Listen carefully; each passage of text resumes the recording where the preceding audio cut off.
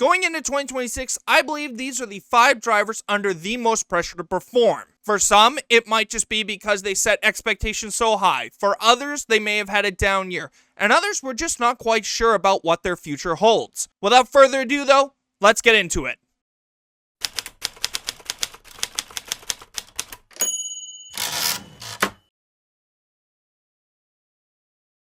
First up on my list is Carson Hocevar. I think there's a lot of pressure on Carson Hocevar because of the banner year he put up last year. I mean, heck, I was picking him to win races in the summer. Now, obviously, there was a bit of a downturn going through the late summer and into the playoffs, but I still think there's a lot of people who are going to be picking Carson Hocevar to make the playoffs, if those still exist, or at least to contend for a top 20 spot in points if a full season format is going to happen.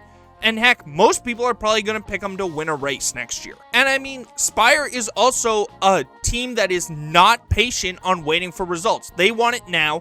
They see Carson Hocevar might be able to do it. I think Carson Hocevar is going to feel that pressure at some point next year.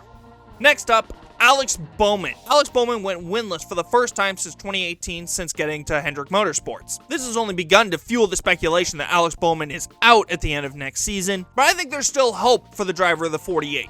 I think if he can at least get back to 75% of what he was in 2021, when he won 4 races and was a round of 8 contender. If he puts up 75% of what he did in 2021, he'll easily silence the doubters, but if he can't, there's a lot of guys in the O'Reilly Auto Parts Series, and heck, even guys in the Cup Series, who are going to be eyeing that seat next year. At the halfway mark, I got Noah Gragson.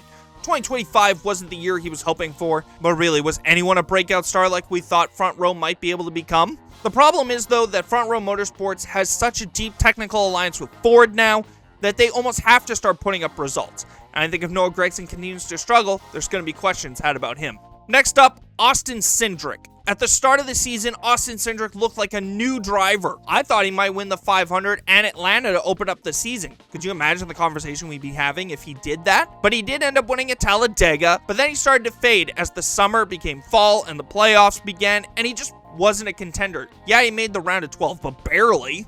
I think in order for Cindric to prove that he's the guy long-term at Team Penske, he's got to put together at least 20 races next year in order to prove that he is worth being in that 2 car.